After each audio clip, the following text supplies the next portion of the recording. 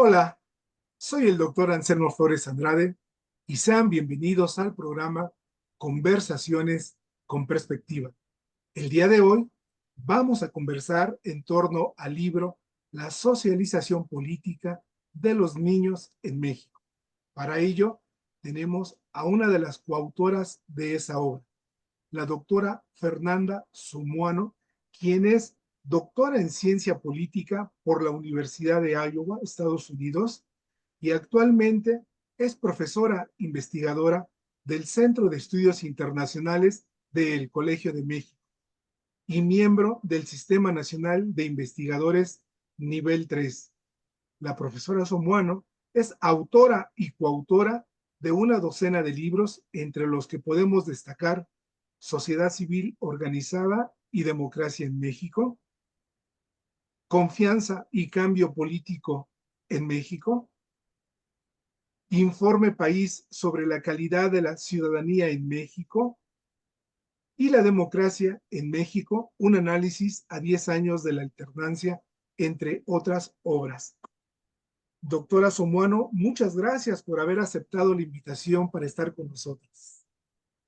No, muchas gracias a usted, Anselmo, muchas gracias. Como el tiempo corre muy a prisa en este tipo de emisiones, vamos a iniciar, profesora Somuano.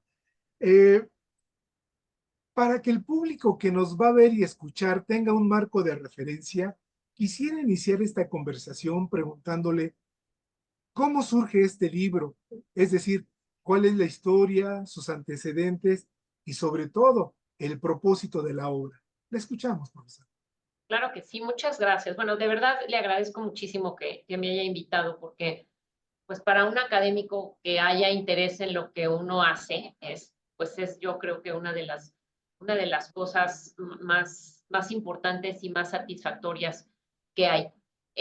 A ver, este libro surge porque, digamos que desde que yo estudié la licenciatura, que de hecho fui alumna del profesor Rafael Segovia, leí el libro que él publicó en los 70s, que, cuyo título es La politización del niño mexicano.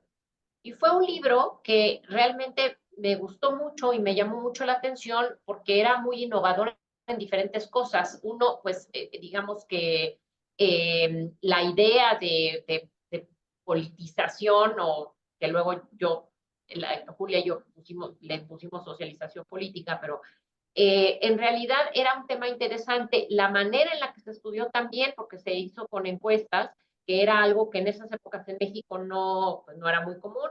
Y finalmente, pues era trabajar con niños, que también era algo que pues en esas épocas no se hacía. Entonces, la idea, después de muchos años después, en algún momento coincidí con mi coautora Julia Flores. Ella, digamos, es especialista en encuestas en el Instituto de Investigaciones Sociales, en ese momento estaba en Jurídicas de la UNAM, y pues se nos ocurrió que podíamos hacer una nueva versión del texto de Segovia, digamos, recuperando algunas de las preguntas, pero también proponiendo nuevas cosas.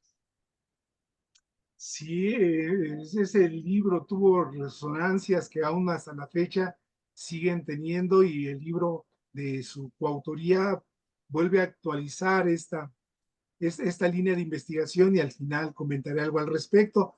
Por lo pronto, doctora Somueno, quiero iniciar ya con el contenido del libro. ¿Cómo y cuándo comienza el aprendizaje de lo político en los niños? Es decir, ¿en qué lugares, con sus interacciones, con quién obtienen esas creencias y valores sobre lo político? Bueno, sí, pues en realidad digamos que hay, como casi todo en ciencias sociales, digamos que no hay un consenso, digamos, absoluto sobre cuándo empieza el aprendizaje de lo político de las personas. Pero sí hay, digamos, que una buena parte o un importante grupo de investigaciones que señalan que básicamente sí es en la infancia, de la primera infancia, infancia temprana, cuando se empieza a aprender sobre cosas políticas. La mayoría de los estudios originales, digamos, que empezaron a tratar estos temas, se basaban en dos premisas básicas, que eran dos principios, digamos. Uno que se llama el principio de primacía y otro que se llama el principio estructurador. Este primero, el de primacía, lo que señala es básicamente que los niños, o digamos que lo que se aprende temprano en la vida, se va a mantener por un periodo muy largo de tiempo, ¿no? Y eso tiene que ver con concepciones sobre moralidad, sobre percepciones y orientaciones hacia la autoridad, identidades tales como la religiosa, la sexual o la partidista. Luego tenemos el otro principio que es el estructurador, y ese lo que dice es que se aprende en las primeras etapas de la vida, y eso que se aprende en esas etapas de la vida no solo se va a retener, sino que además va a modelar e influir el aprendizaje posterior. Entonces, digamos, esto es como un poco los primeros estudios que se hicieron sobre politización o socialización política.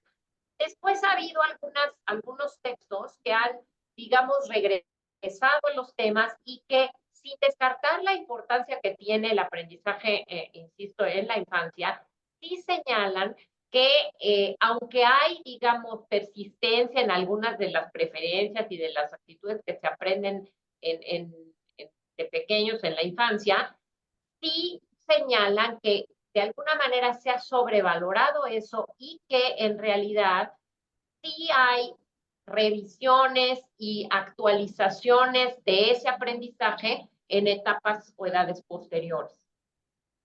Ya. En esta obra académica, ustedes mencionan a los agentes socializadores Mm. para que el público que nos va a ver y escuchar se anime a leer y adentrarse en esta obra.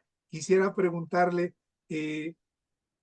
¿quiénes son esos agentes socializadores y si han cambiado respecto a esa década de los 70, que es el contexto en el que surge la obra del profesor Segovia?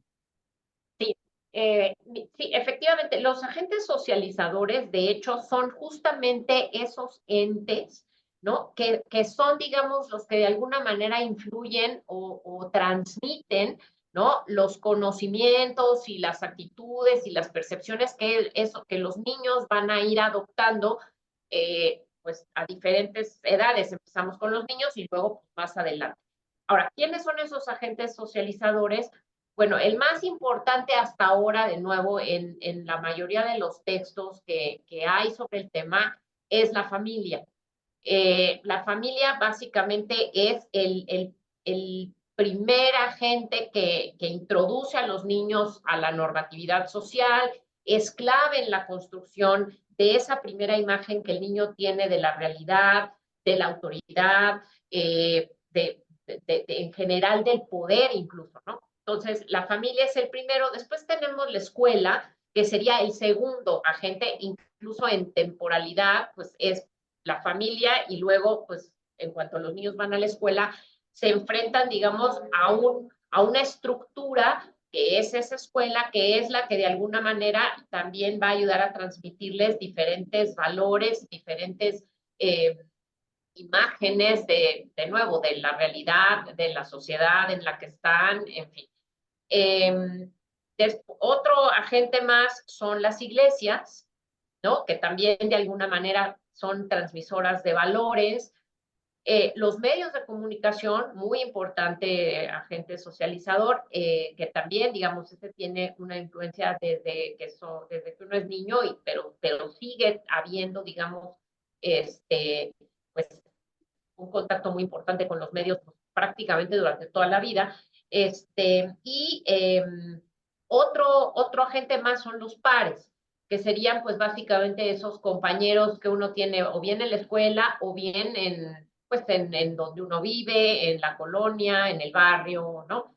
Eh, Esos agentes, de hecho, se mantienen, esos agentes son algunos de los que Segovia estudió. Nosotros agregamos, por ejemplo, Segovia no estudió las iglesias, por ejemplo, nosotros sí. En fin, pero los agentes son los mismos. Lo que sí puede cambiar es, digamos, la influencia de esos agentes en los. Entonces, por ejemplo, los medios de comunicación digamos, desde que Segovia estudió el fenómeno, encontró una importante pues, influencia de los medios en la socialización, pero claramente eran otros medios, ¿no? Cuando Segovia estudió, pues era la radio y la televisión básicamente los dos medios que impulsaban. Ahora, pues claramente, pues la radio, por ejemplo, ha perdido importancia. La televisión se mantiene, pero claramente está toda esta irrupción de nuevos medios, ¿no? Todos los medios digitales, que claramente, pues ahora tienen un peso importantísimo en los niños y en los jóvenes. Sí, de hecho, ustedes comentan que sigue siendo la televisión y la internet en general, englobando los dos primeros medios a través de los cuales los niños adquieren esas creencias y valores y actitudes. Así es. Eh, y para que el público en verdad vaya interesándose en esto, la obra contiene una gran cantidad de preguntas que arrojan información muy interesante, ambigua inclusive, que ya llegaremos a eso, pero por lo pronto quiero preguntarle, doctora Somuano, hay un capítulo o un apartado dedicado a los libros de texto gratuito, dado que el público que sigue el programa también es docente, profesores del magisterio. Quisiera preguntarle cuál es el papel de los libros de texto gratuito en construir esa cultura política de los niños. Bueno, efectivamente, el libro de texto gratuito en México pues es un elemento, un instrumento que pues básicamente tiene una influencia muy importante, sobre todo porque desde sus inicios el gobierno mexicano lo percibió y digamos que sí lo pensó como eso, como un instrumento para generar ciertos valores y para de alguna manera hacer un trabajo desde el Estado de educación cívica. Y la educación cívica, pues, es fundamental cuando uno habla de socialización política, porque, de nuevo, gracias a la educación cívica, pues uno conoce muchos símbolos, por ejemplo, que están asociados pues, a lo que es, digamos, la nación, el Estado, el gobierno. Entonces, el libro de texto gratuito se convierte en eso, en un instrumento pues, fundamental, ¿no? Que por muchos años, yo creo que hasta la fecha, el Estado mexicano lo ha usado para generar esa idea o esta, sí puedes decir, esta idea de educación cívica y, por ejemplo, la idea de nación, la idea de patria, la idea de ciudadanía, ¿no? Cosas que tienen que ver con derechos. Entonces, en ese sentido, es un instrumento fundamental.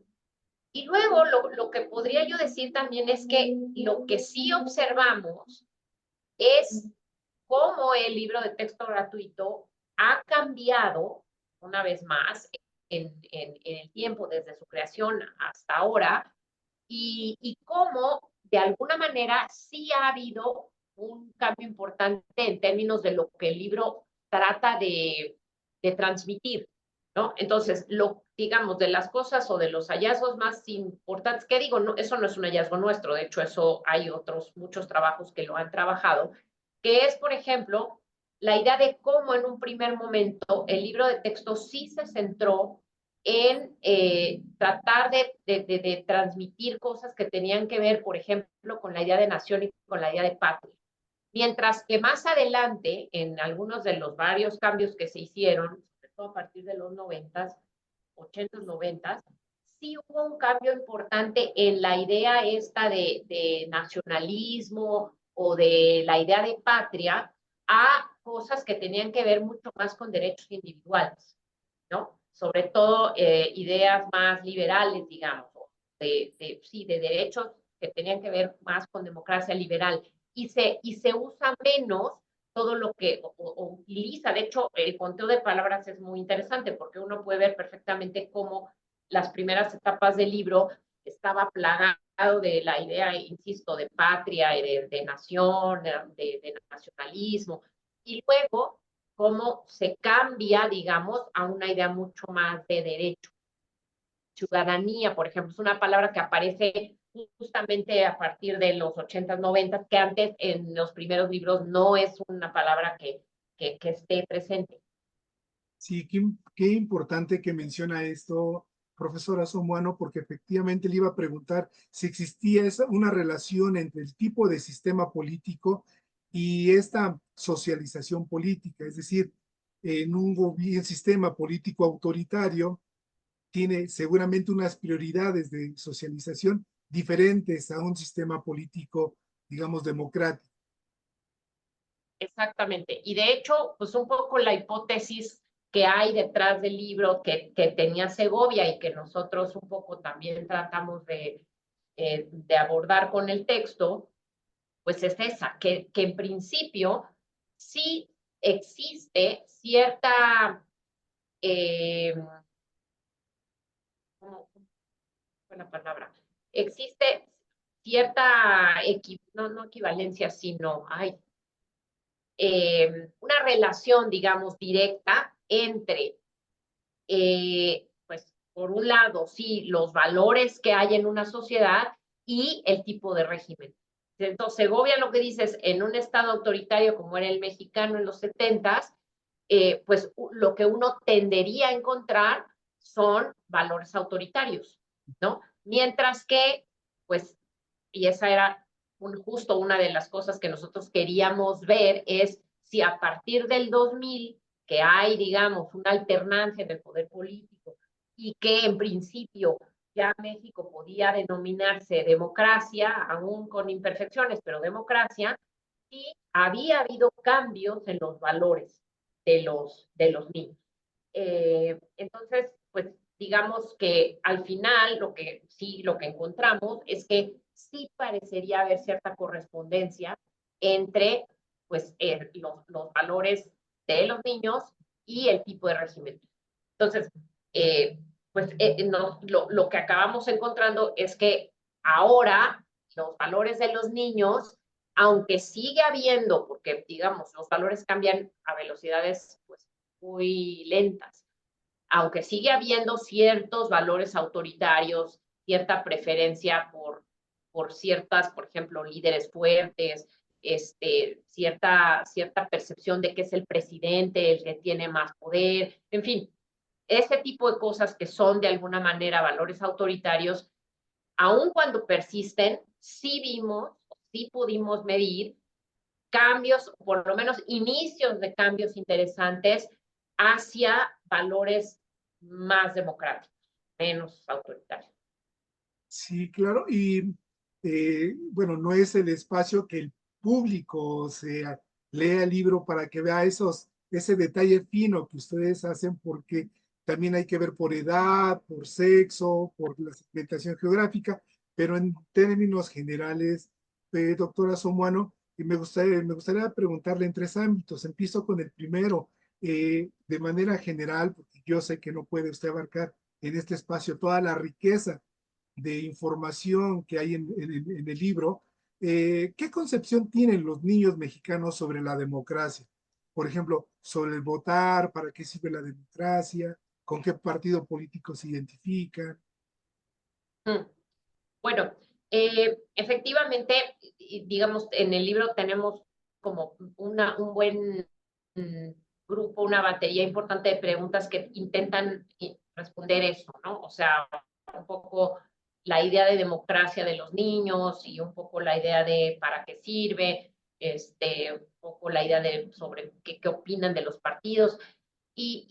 Pues, a ver, una primera cosa que me parece importante es que, como bien dijo, sí es importante señalar que sí hay variaciones interesantes dependiendo la región.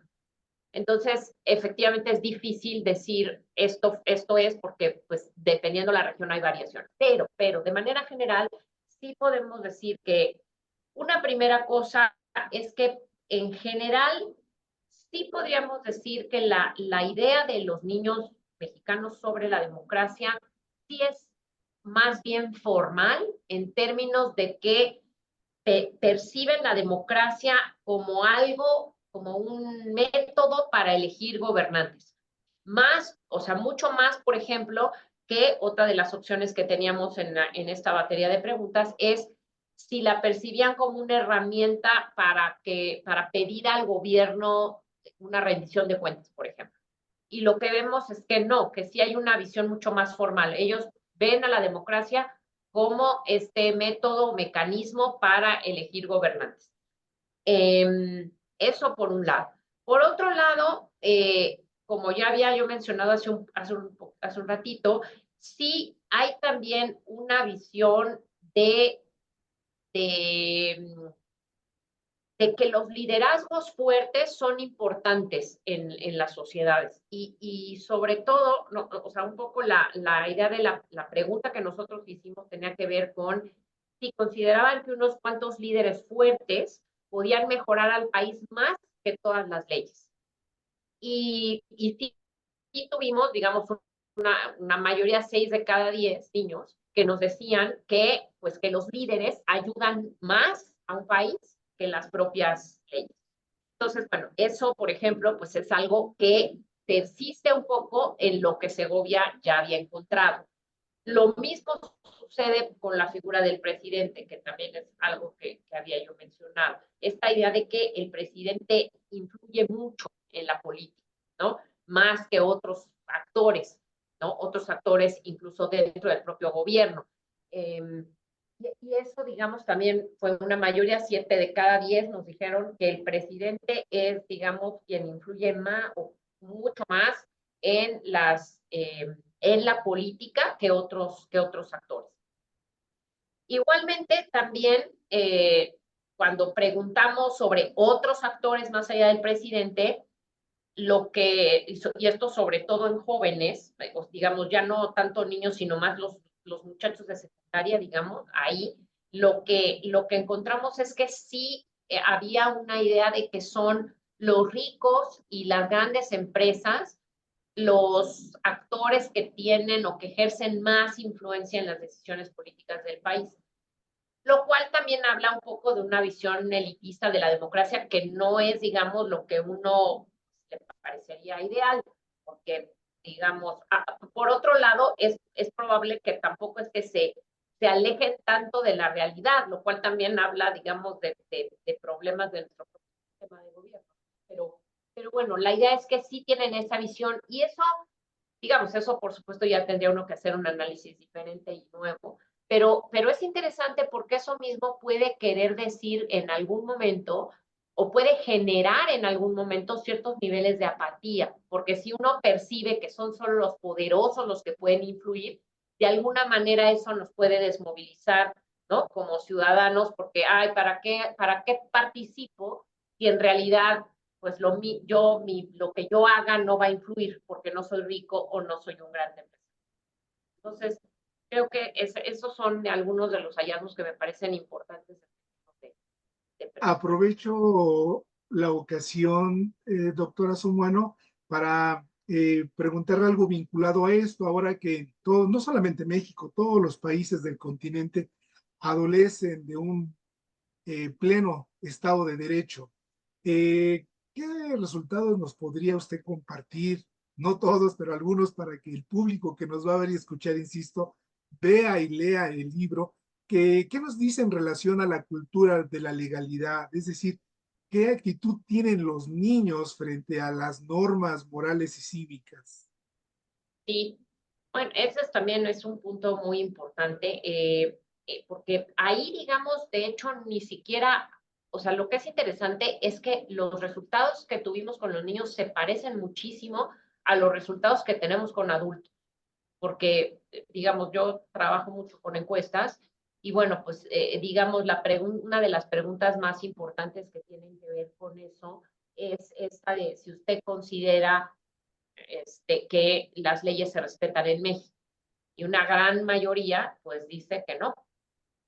Y de nuevo, eso, pues, ese es el tipo de cosas que, insisto, eso ya se ha estado medido con adultos durante mucho tiempo y es un resultado que persiste y pues es algo que también los niños perciben, ¿no? Entonces, pues de nuevo es un resultado que pues tiene que ser un foco amarillo, casi rojo, de que pues si esto es lo que están percibiendo, ¿de qué manera después pretendemos que pues ellos mismos cumplan las leyes, ¿no? Si ellos, su percepción es que nadie las cumple, o bueno, una buena parte que no se cumplen. Entonces, ese yo diría que también pues es un punto que tendríamos que tomar en cuenta, pues, digamos, autoridades educativas, programas educativos, para ver cómo hacemos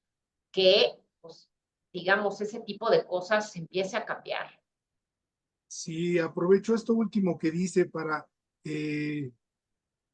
permitirme una respetuosa sugerencia a todo el público que nos va a ver de que todos los docentes del magisterio o de cualquier nivel en verdad deben de leer este libro, tenerlo como materia de consulta, debatirlo en los espacios donde sea posible, porque sí nos da una radiografía de cómo piensan, cuáles son las creencias y los valores de los niños actuales y que van a ser los ciudadanos del futuro.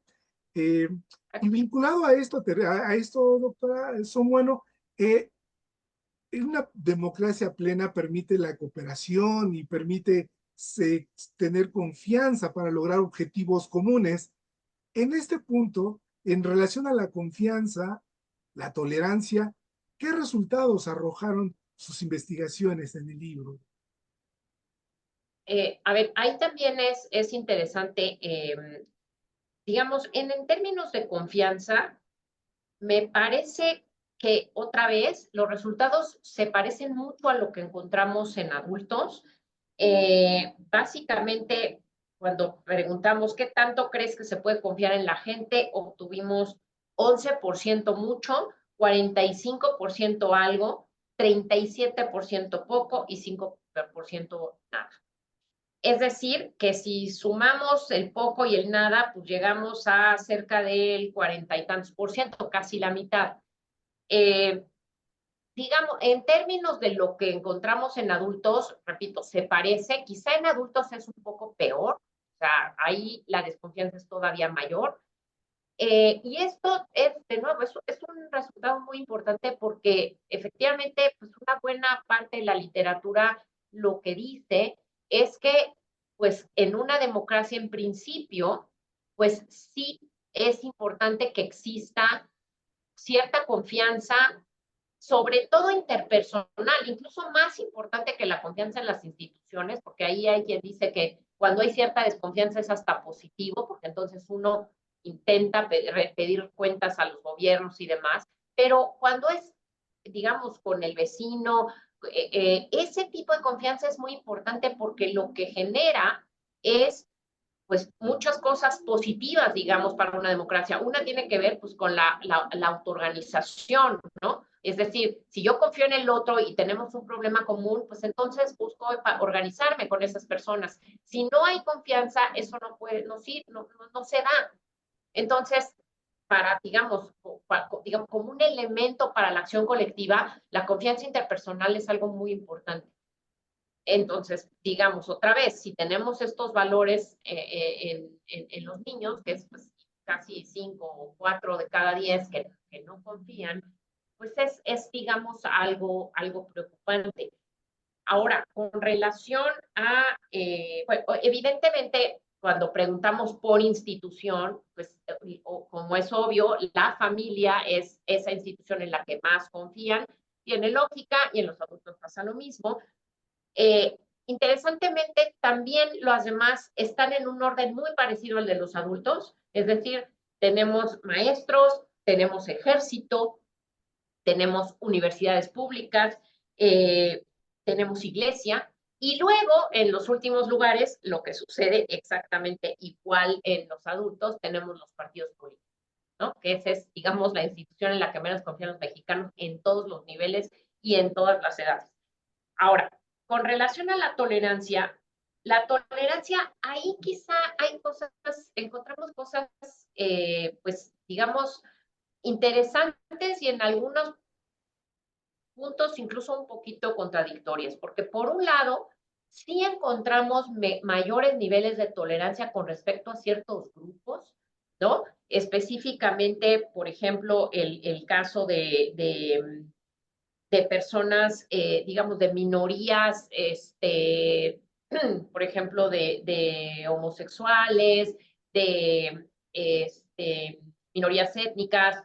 Ahí pareciera que hay, de alguna manera, mayores niveles de tolerancia que lo que encontramos en adultos, pero, por ejemplo, cuando les preguntamos, una pregunta que además se ha hecho mucho también en encuestas nacionales de adultos, que es esta de si estarían de acuerdo o no con que personas que piensan diferente a ellos pudieran salir en televisión.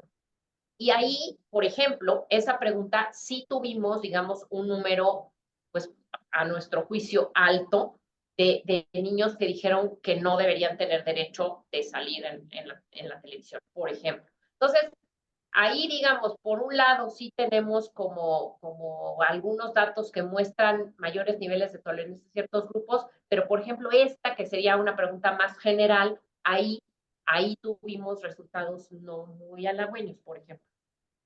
Claro. Y retomando lo primero que comentó, doctora Sumuano, lo digo para el público que nos va a ver y escuchar, si se les olvidó, los resultados arrojan que, bueno, en estas encuestas y en este trabajo, la importancia que tienen los maestros para la socialización política de los niños. Es decir, son el segundo factor en el que confían. De ahí que es muy importante la tarea y la labor de los docentes en este aspecto, bueno, como en otros específicos, ¿no? Doctora bueno, antes de que le formule la última pregunta, como le decía, corre muy rápido el tiempo en esta Sí. emisión, le quiero preguntar, ¿qué coincidencias ustedes encontraron o usted encontró entre los valores y actitudes de los niños mexicanos de los 70 y los de hoy? Eh, eh, a ver, sí, hay coincidencias interesantes entre, digamos, entre lo que Segovia encontró y lo que nosotros encontramos. Una, creo que es, digamos, de lo que pareciera que encontramos parecido, o sea, que sí hay, digamos, cierta concordancia, sí tiene que ver primero con la importancia de la familia como, pues sí, como, digamos, sigue siendo el agente socializador más importante, el referente de los niños para varios o muchos de sus valores. Ese sería, digamos, una de las cosas que se mantienen. Otra cosa que también es interesante es la influencia y la importancia que tiene la educación de los padres en, de nuevo, en la transmisión de valores y en la réplica, digamos, de esos valores. Básicamente lo que Segovia encontró es, él solamente midió además la educación del padre y digamos, el oficio de los padres, de los padres hombres, del padre. Nosotros pudimos meter también el de la madre, lo cual creo que hace muy interesante porque sí encontramos cosas, digamos, distintas. Entonces, la importancia de tanto del oficio como del ingreso, ¿no? Como del nivel educativo del padre, influye de manera muy importante en algunos, sobre todo en algunos rasgos específicos de la cultura política de los niños. Eh, nosotros, como decía, pudimos encontrar cosas sobre el grado educativo de las madres, ¿no? Entonces, por ejemplo, algo que a mí me pareció muy interesante es cómo, por ejemplo, para conocimiento político importa mucho la educación del padre, no tanto de la madre. Pero, por ejemplo, para hábitos de lectura importa más la educación de la madre. Entonces, hay ahí muchas cosas que otra vez no nos da tiempo de verlo todo, pero que son interesantes y que hay diferencias interesantes entre madre y padre.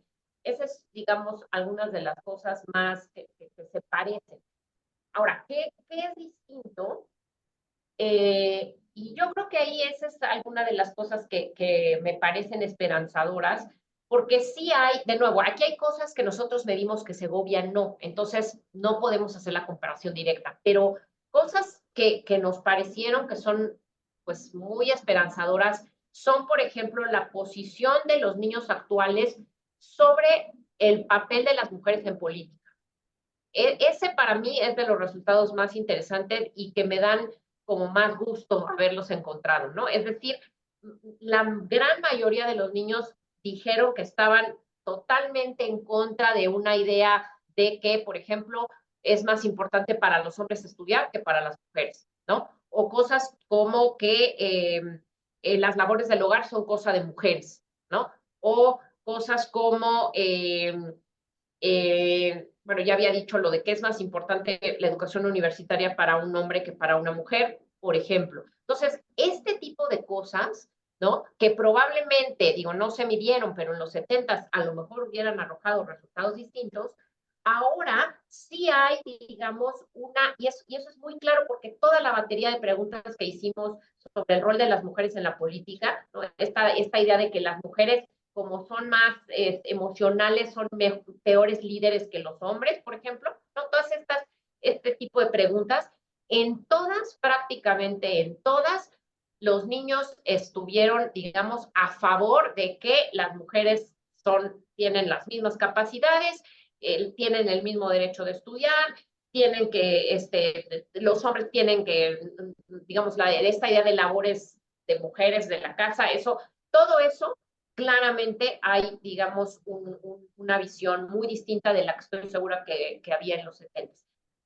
Otra cosa que me parece, ya lo había mencionado, lo repito, el asunto de la tolerancia, o sea, sí hay una idea mucho más de derechos universales, o sea, de que todas las personas deberían tener los mismos derechos, independientemente de si son, otra vez, minoría étnica, homosexuales, no sé, o digamos, independientemente del grupo al que pertenecen, deben tener los mismos derechos. Y eso también me parece que es algo que hay que recalcar.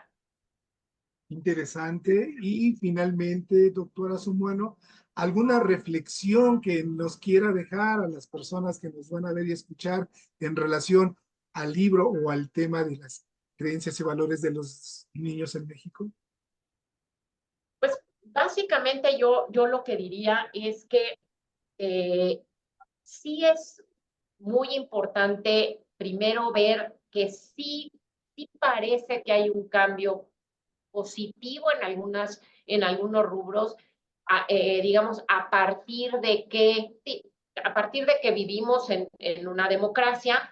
Y aquí, bueno, aquí la gran pregunta, y eso de hecho es una pregunta que recibí de diferentes colegas, y creo que tienen razón, y es algo que da para más trabajo, es que, digamos, ahora sí que, ¿qué fue primero? Si lo que pasó fue que primero cambiaron los valores y gracias a ese cambio de valores tuvimos una democracia, o al revés, ¿no? Que es un poco lo que medio asumimos nosotros, que es decir, que hubo una democracia y por eso, de alguna manera, hubo un cambio de valores.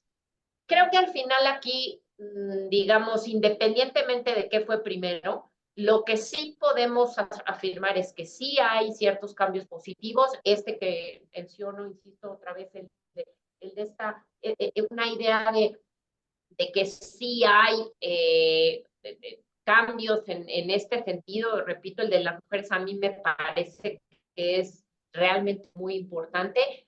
Y otros, repito, que tienen que ver con la idea de que existen ciertos derechos que son inalienables y que de alguna manera en cualquier democracia tiene que haber. Ahora bien, sí todavía hay otros rasgos que tenemos que trabajar que tienen que ver, pues eso, con ciertos niveles de tolerancia, por ejemplo, en esta pregunta que le daba de la televisión, que sí es el 50% diciendo que no está de acuerdo con eso, por ejemplo, ¿no? Y algunos otros rasgos todavía de cierto autoritarismo que, pues de alguna manera, creo que tendremos que todos juntos, digo, las escuelas, los maestros, pero también los padres, ¿no? O sea, un poco, pues tratar de fomentar, ¿no? Esta idea pues, de que finalmente es mucho más importante tratar de escuchar los puntos de vista del otro, ¿no? Porque eso pues nos puede enriquecer como personas y como sociedad y no tratar de imponer pues, nuestro punto de vista. Yo creo que eso se aprende de otra vez desde la familia, o sea, y creo que eso pues, nos toca como padres, nos toca como maestros, y nos toca pues como ciudadanos, ¿no? O sea, si uno está viendo que alguien está tratando de imponer un punto de vista, incluso a veces mediante la violencia, ese es el tipo de cosas que tenemos que tratar de erradicar de nuestra sociedad si lo que queremos es llegar a ser una democracia pues consolidada.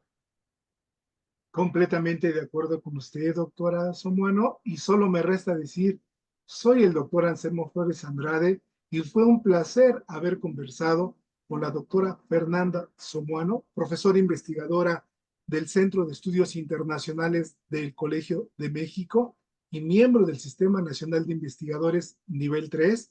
Y en verdad, les recomiendo ampliamente el libro no solo porque explica los procesos y agentes a través de los cuales los niños mexicanos adquieren su conocimiento frente al ámbito político, sino porque viene, en mi opinión, a llenar un vacío en esta línea de investigación, pues son escasas las investigaciones sobre las actitudes, creencias y valores de los niños mexicanos. Por ello, bienvenida a esta obra académica. Una vez más, doctora Fernanda Somuano, gracias por sus reflexiones y gracias por haber aceptado estar con nosotros. No, muchas gracias, Anselmo, de verdad, le agradezco muchísimo y pues sí, ojalá les sea interesante la obra. Estoy seguro que sí y hasta la próxima emisión. Gracias.